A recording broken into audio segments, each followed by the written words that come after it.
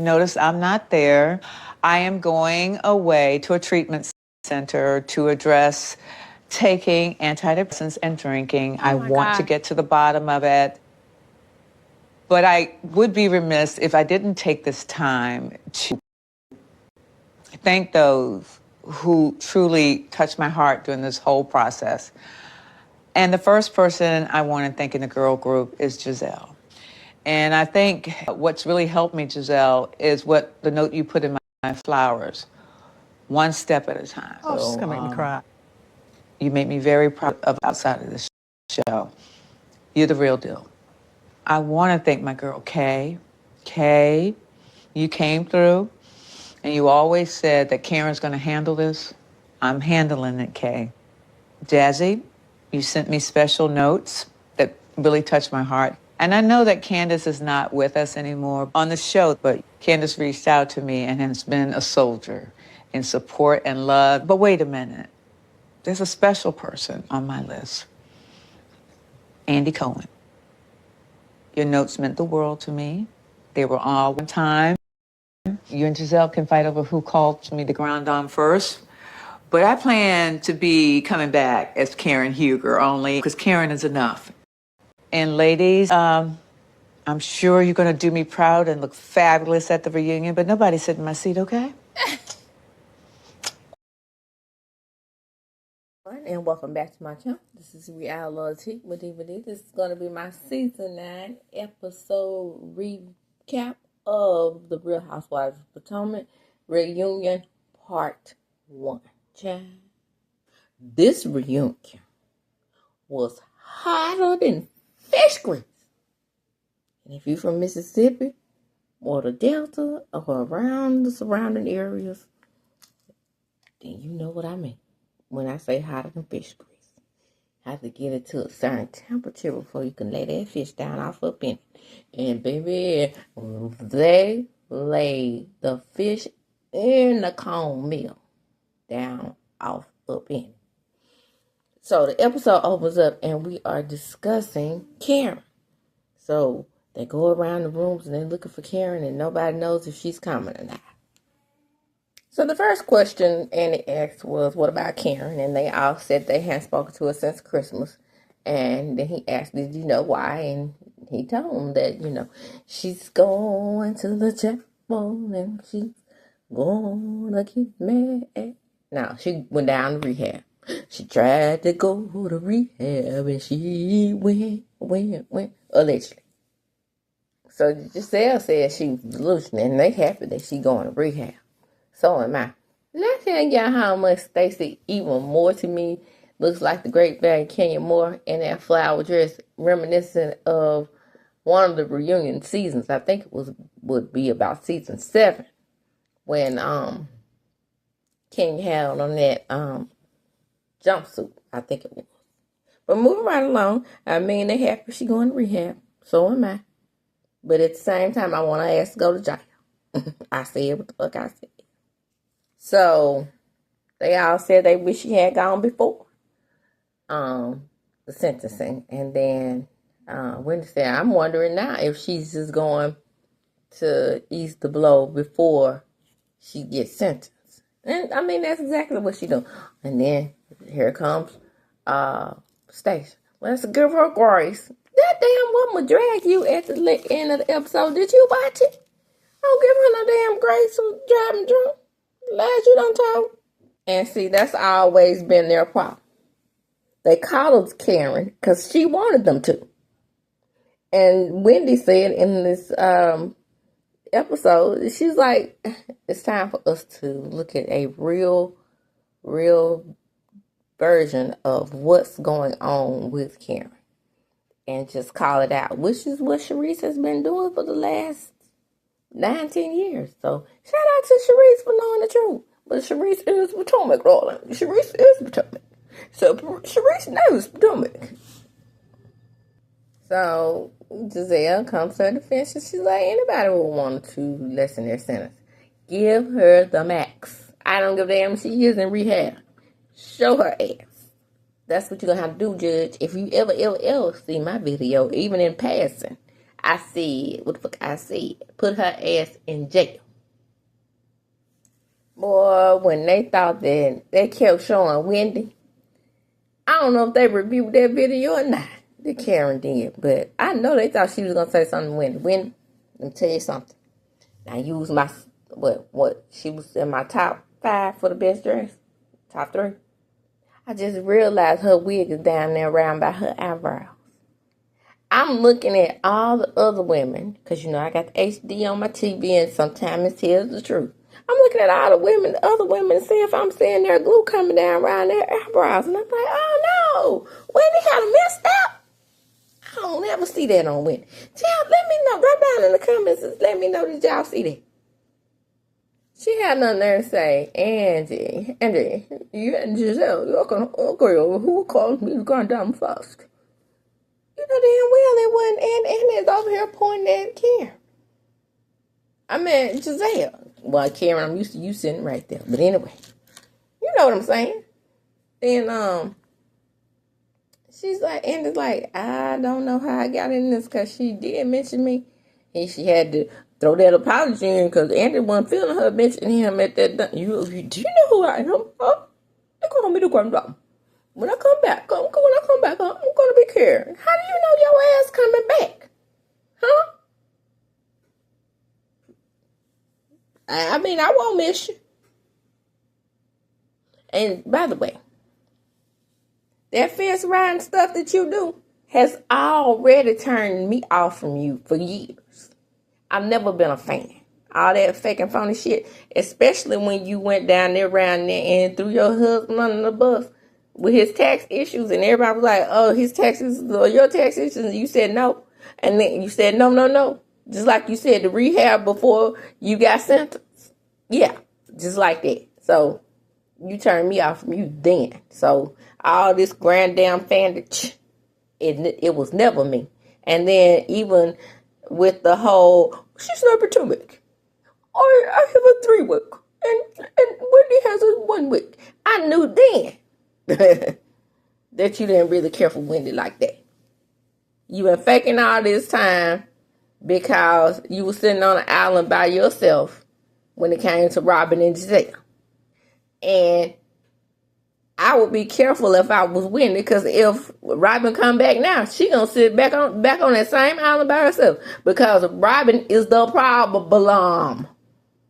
Rhop will never accept Wendy again into that group.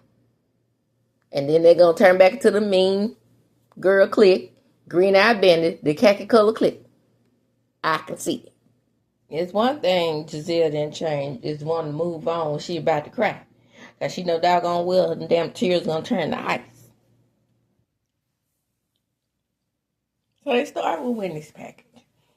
And everybody is so happy that Wendy has lined up. And she said that she went through a change because she got rid of that damn job. And I know that's what was holding her back. Because Wendy seemed like a fun person. I been seeing her and Happy Eddie and going to around the world. Now, yeah. I wonder, did they even mention that her house had got robbed this season? Did that not make the edit? But anyway, they talked about how her and Giselle have gone to a better place. From the beginning, when I found out Wendy was an AKA, and I really hate to say it this way and put it this way, because Giselle has been the worst to her. And I'm pretty sure that it was very, very difficult to put all that aside to, come to a better place. Giselle said she was smart. And Wendy said, I just give her that she's funny. But as far as them being AKAs, I know that sometimes when you're in the same sorority, of course you're not going to get along with everybody. But it just seemed weird to me, being that I went to a HBCU and knowing that they were in the same sorority, and they just hated each other on this show. It seemed fun to me. It just seemed weird. But then they talked about her and Karen, Wendy and Karen, because we're on Wendy's package. And they talked about how Giselle had been telling Wendy from the beginning that she didn't want her but you, which is true. Then they went over Happy Eddie and how successful he is in that cannabis industry. I hope everything still goes good with that, because we don't know the direction this country is going in, and she mentioned that too. But Stacey is denying she was going to start her own cannabis industry, but it's really looking like that she's thinking about doing it. Because Forehead keeps saying, Stacey. And then Giselle was saying Happy Stacey. So we'll see. And she said, well, I hope you wouldn't do that without telling me. Well, no backdoor the lady. Yeah, she got a point. Let her know. So then they go to the package where they go to the White House, and then they show that she took the grind down to the White House. That was awful. To know, I know Wendy is thinking like, oh, I made a huge misstep in taking her with me, knowing that now I believe in all sincerity, plus this package showing me, I don't believe that she was ever my friend. Yes, she did a great job of fooling you, fooling the audience, and she used you. And I'm still on the fence about this relationship with you and Giselle. Oh, before that, they mentioned the incentives that her children get they'll get a certain amount of money regardless, because somebody wrote in and said, why in the world would you do that, being that you bearing that cross right now? No, she's saying that they won't get any money. She's not saying they won't get any money if they don't get their masters or join her sorority. She's saying that those are just incentives and plus. Maybe she's talked about it in that episode. Maybe it was something that didn't make it to the set or to the scene. But I'm glad she had those incentives in place, and that makes sense. I wish that I could do that. However, there's no way for me to do that, to add the incentives, because at 21, my children will get their trust. So nothing I can do about it. Ain't no stipulations I could put on. That was all set up by their dad. So I wish it was something that I could just add in there, though. Because Giselle was really impressed, especially when she said if a little girl joined my sorority. I mean, it's just like, what would she do if she just decided to join a Divine Nine sorority? One of the little ones. What's the incentive in that? I would hope she would at least give her 5% just for going to HBCU and joining the Divine Nine, at least. I always said that if I was Greek, that I wouldn't put the pressure on my children to be in whatever sorority I chose. But it may be one of those things where, you went through so much to get there that you just, want to pass on the same legacy. I don't know. All right, moving right along. Kate, what? You weren't expecting her to say she regretted taking care with her? Did she talk bad about you like she did Wendy? Did she mention your name in the package? Yes. Okay, well, if all those things happened, then you shouldn't be surprised that she hadn't took her ass with her. I wish she had. So apparently they realized that that's Karen's MO. We're still on Wendy's package.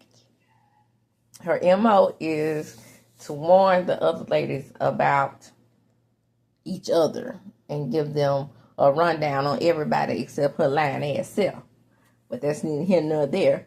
She said what she said about Wendy, and then, being self-absorbed and all that stuff, and not really being paternal. And we find out she said the same thing about Mia, maybe because Mia's a whore. And well, I said what I said. Then, come to find out, she said the same thing about Stacey. Beware of Stacey, because Stacey is smart. And I guess somebody that's also smart is a challenge to Wendy. I mean, what's she saying? The rest of them don't. So Giselle's like, well, is they smarter? Is she educated? I would have jumped them and slapped them and said, I do have a degree and I am smart and I'm educated and I'm a wonderful person. That's right, Stacey. Don't let them talk about you like that. And there's that simple word, grown. Karen groans people that come into the group. She takes them to the side. Now, I wish she had said that about it. You know, she takes them to the side and tells them, you know, gives them pointers in order for them to be on her side or on her team. I wish she had said that instead of saying groaning. So, and Stacey says, well, then you know that this story has to be true that I said, because when we go to Tallahassee, she had that conversation with me. Then just like, absolutely. They said, I ain't never been to Tallahassee. Look at Wendy, letting it all hang out. She was like, yeah, I understand that you think the world of Karen because she took care of you and you see her differently than we do. But we see her through a very different lens because she likes to mother you. She likes to mother goose you. And then when you realize that you can exist in this group without her, she doesn't need you. She did it to, she did it to Candace, didn't she? She was trying to get Candace back. Then she let Monique latch on to her around the same time that Candace and Monique were falling out. So, yeah, everybody in the group is agreeing on that. Now, who's going to be your friend when you come back after seeing this? And so they asked, and they said, well, is Wendy self-absorbed? Then Wendy's like, we all are. Yes, everyone else to a certain degree. But, you know, you mentioned the 4 degrees. I did get on a lot of people's skin. Not mine. Talking about the other people. Not me. Then when they say it takes a strong woman to be friends with me because, baby, I know God sent me to the room. I know that's right. You better say that. So, Anna says, let me be the last person to wish you happy birthday, Wendy. And Wendy says, thank you. And then Mel says, it's been other milestone birthdays since Wendy's. And it's like, ooh, girl, I heard it was some drama at your birthday. So they go on to find out that Mia has been lied. Lie Mia. Comes back to commercial. Mia says, I know you're mad at me, but you were snatched in that dress, girl. You look great. And Giselle didn't say a word. Giselle got her the Wendy treatment then. It felt so good to see her give a khaki that treatment. So we bring our friend to the show, Jazzy, and Jazzy is amazed that Karen is not there. But they go straight into her package. They ask her about her being a side chick. She says she's not a side chick to anyone. She loves that man. That man loves her. But, you know, you couldn't get the timeline straight, sister, on when them children came to existence and when the relationship ended. So you might have, you know, broken to a happy home without your knowledge. And we understand that because men do lie. And shout out to Erica De Niro. Yes, all of them. Jazzy is engaged to the dude. I still don't remember what his name is. Not important. And she brings her invitation with her, passes it around, and then she says that they're in the off season now because he's played with several teams, and now he's with the Dallas Cowboys. Sounds like he keeps getting cut, not traded, cut, and then he goes to the C League or the D team, which means they practice on them, but they get to wear the uniform and get a ring too, though. So they talk about Giselle. Giselle and Ashley's products going up in smoke, basically. Because I saw all kinds of memes say September. Then we found out that they were invited to a party. I'm not sure of the details of this party. I didn't really understand what 100% was going on, but I do know that whatever happened is that Mia lied and ended up standing them up for her own party, which was kind of weird. And she was late, which was even weirder. So they talk about divorces. I'm getting to it because, I'm going into commercial because, again, we watch together, right? So they're going into commercial and they're calling Mia a liar. Oh, what about your divorce, Stacey? You opted for alimony but no child support. Yes. And then Ashley was like, but my prenup kicked in, so I opted for child support over alimony, which you didn't have no choice. Okay? You didn't have a choice. And it says, what about your divorce? It's coming soon. And they were like, girl, boy, all the Negro came out of all those women on that stage, even Ashley, because she humps the fence. And they was like, ooh, girl, you can laugh. They sound just like your mom on the porch, didn't they? By the way, Stacey had the receipts, darling. She had the receipts, baby girl, showing her conversation with me. So, child, she couldn't lie her way out of that, but she tried. So, it's time for Giselle to go back and forth because Mia really lets her know their business is non-existent since they community outreach. Outreaching, all right. Outreaching them clothes, them little socks and stuff that's still on the website that ain't nobody bought. That's the outreach. That's the furthest reaching you gonna get. But anyway, that's pretty much what Mia said. And then it's like, yay. And then she said, well, the next event I invite you. She said, you won't be coming? And then she said, yay. That doggone Giselle is eating Mia's ass up. Well, all of them, really. Well, there's no more khaki colored clicks since how rapping mean ass ain't there. So, it's time to talk about Miami. I told you about the receipts. Everything transpired with Miami. It is what it is. Men be lying. Shout out to Carlos. Even though I couldn't think of, I tried my best to skirt around and think of something else to say besides Mia be lying. But that's what she do. Mia just don't tell the truth. Mia is a liar. They call her a liar to her damn face. Right? Because she said she certainly is getting a divorce. And we all know that that's not true. And on the dueling events, Giselle admitted that she was mad at Karen. I have to admit that I was on, with the exception of Wendy, I was always on Giselle's side with it. Because how you going to go to Karen's event first and was invited to her event last? You go to the order of importance. You go to the event that you were invited to first, which was Giselle's event. It's understandable because Wendy and Giselle weren't there yet. So apparently this party happened for Mia happened in Miami. I'm getting it now because, we're watching it together. The party happened in Miami. They went to Miami. Wow. And poor Stacey had to leave her bowler.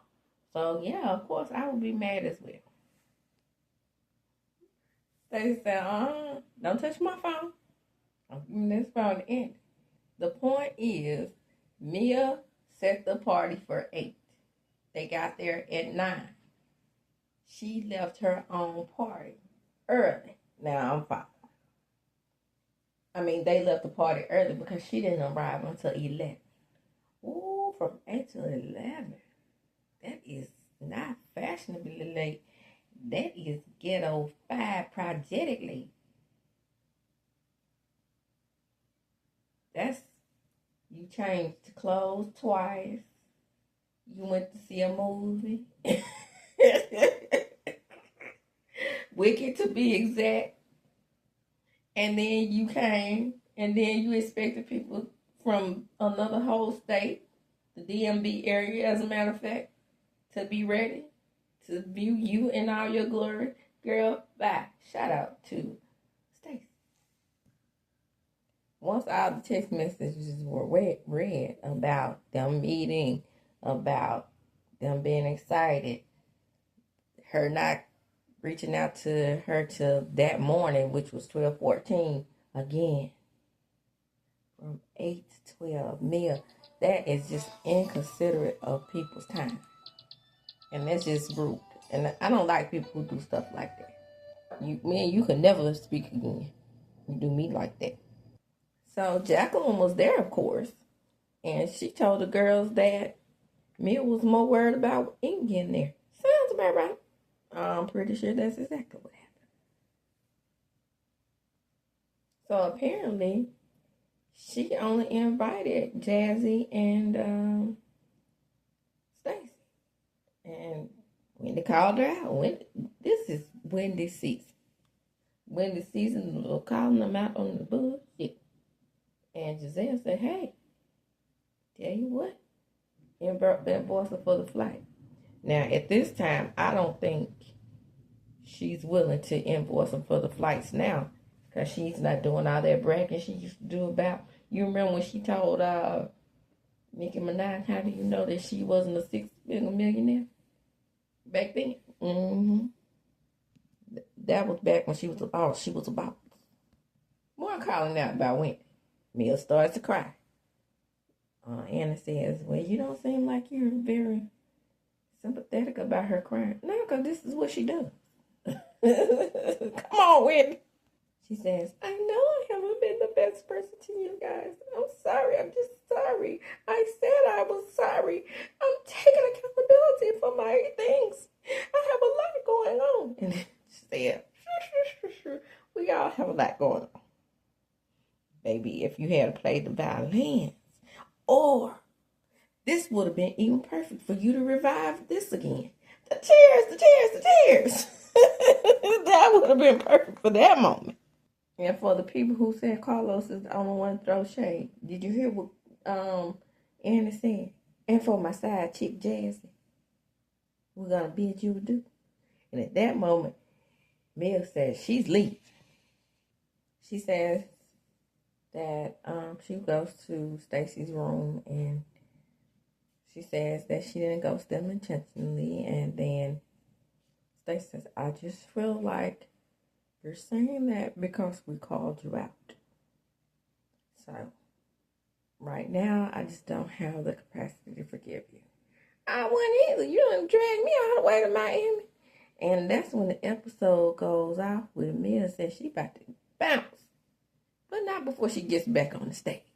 And that, my friends, is the end of this episode. Come on in. Like, comment, subscribe to my channel. Hit the notification bell button. You will be notified when I upload a video. Don't forget to follow me on my other platforms. It's in the description once you click on my actual videos. If you go to my video, you put in my name, Reality with DVD, and the search engine that comes up, you'll see my description, you'll see my thumbnail, you'll see, not my thumbnail, but my, what do you call that? My banner. Underneath the banner, you will see my various platforms plus my Cash App. And as I do when I close, I'm going to chuck them up. Deuces.